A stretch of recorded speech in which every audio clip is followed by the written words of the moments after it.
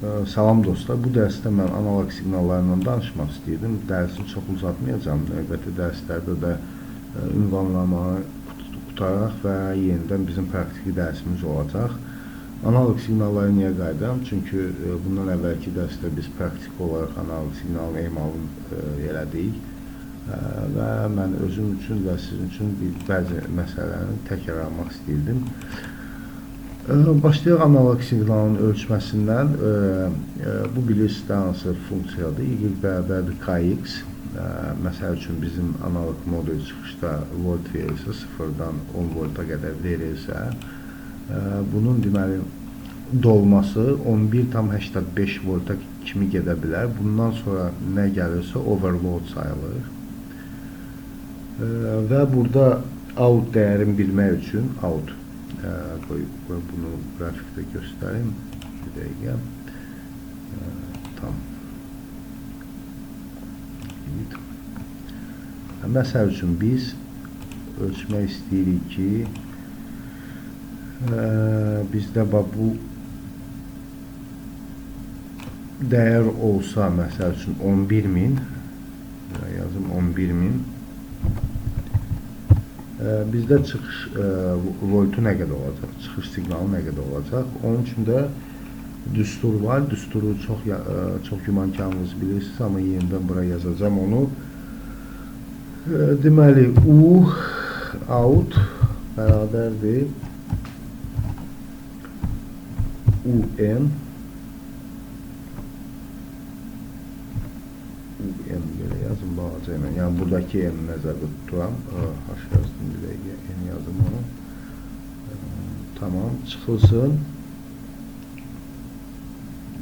Üzr istəyirəm, daha doğrusu bölünsün 27.648-ə və vurulsun N. Gəlin bunu elə H-da saxlayayım. Vurulsun N yəni buradakı dəyərdir, 11.000. Bir dənə də bunu kalkulatorda yoxlayaq. Məsəl üçün bizdə H10-dur. Bölürəm 27.648-ə və bunu vururam 11.000-ə. Bəli, olacaq hardasa 3.978. Üzr siqnal olacaq hardasa 4 volta yaxın. 4 volt, 4 volt olacaq. Və növbəti deməli bizim bu indi. Məsəl üçün bizdə hər hansı bir siqnal spanla ölçür. 4.20-ni də götürə bilərsiniz burada.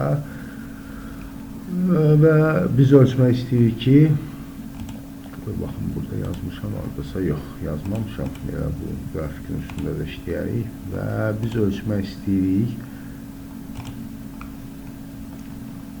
Məsəl üçün ölçmək istəyirik ki, bizdə burada out siqnalı nə qədər olacaq. Buranı da istəyirsə elə 11.000 götürək, çox uzağa getmək, 11.000 götürürük. 11.000 nədir? Bu bizə gələn sahədən gələn siqnaldır. Yəni biz bunu PLC-də görə bilirik. Dəyərlə move-la eləyirik, onu görə bilirik. Onu da ayrıca sizə göstərəcəm. Hansı dəyərdə onu görürük və necə görürük və necə emal eləyirik. Növbəti dərsimiz o vaxtda olacaq. İndi çatdırsam bu dərsdə eləyərəm, çatdırmasam növbəti dərsdə eləyəcəyik. Və bu qrafikin düsturu yadınızdadırsa, bu qrafikin düsturu bizdə deməli belə idi. Y bərabərdir Kx üstəgəl B. B bizdə hansı dəyərdir? LL. Və K bizdə hansı dəyərdir? K bizdə isə hal-hazırda bu qrafik üçün HL çıxılsın LL düzdür, bölünsün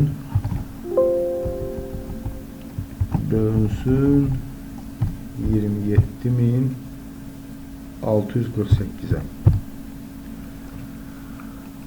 Və gəlin bura üçün də hesablama aparaq. Deməli bizdə out dəyəri artıq nə olacaq? Out dəyəri bizdə olacaq. Deməli HL çıxılsın. Yox, burada 2 dənə olacaq. Deməli, HL çıxılsın LL bölünsün 27.648 vurulsun deməli N-ə üstəgəl LL. Yəni N buradakı dəyərdir, LL-dəki buradakı dəyərdir. Biz də götürək, tutarım ki, götürək HL-i 30.000, LL-i götürək 10.000 və N-i hal-hazırda götürmüşük. N də bizdə 11.000. Və yenidən hesablayaq kalkulatorda. Kalkulator açıqdır məndə artıq. Tam. Silək. Və hesablayaq. Deməli 30.000 çıxılsın 10.000 bölünsün 11.000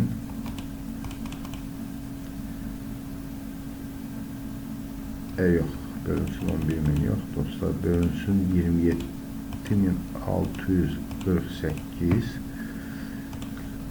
və vurulsun 11.000-ə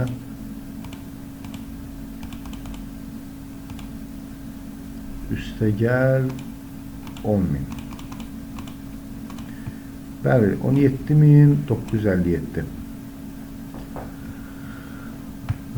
İndi dostlar, bir də bir şey nəzərə alın. Siz analog model alanda, əgər sizə dəqiq dəyərlər lazımdırsa, siz deməli seçəsiniz 15 bitlik modullar. 15 bitlik ya 12 bitlik. Çox vaxt 12 bitlik görmüşəm mən.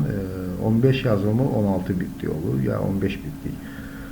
Onları seçəsiniz. O da nə üçündür? Sizdə məsəl üçün ölçmə aparanda, deməli, qrafikdən yaxından baxanda görürsünüz ki, belə bir qrafik var. Bu delta nəyə bərabərdir? Delta bizdə bərabərdir 10 bölünsün 27.648. Bu da delta pi gəlir çıxır bizdə ən yüksək dəyərdə 0.36. Yəni bu onun spanıdır. Daha dəqiq ölçməsidir. Modulün biti aşağı düşdükcə onun ölçmə dəyəri azalır. Yəni bu nərdivan hissəsi azalır. Azalır. Yəni burada böyüyür, amma ölçmə dəqiqliyi azalır. Ona görə dəqiq ölçü aparmaq üçün siz çalışın 15 bitlik ya 12 bitlik, ən çox yenə deyəm 12 bitlik biz onlarla işləyirik. Yəni lap dəqiq lazım olsa 15 bitlik modullar alasınız. Bu modullarda tam bitlər istifadə olunur. O birisi modulları gördüyünüz kimi tam olaraq bitlər istifadə eləmir. Ona görə dəyərlər bəzən oynama dəyərləri dəqiq olmur. Dostlar, bugünkü dərsi də bitirirəm. Növbəti dərsdə mən sizə ünvanlamadan danışacağım və yenə bir dənə praktiki dərs verəcəyik. Çox sağ olun, təşəkkür edirəm hamınıza.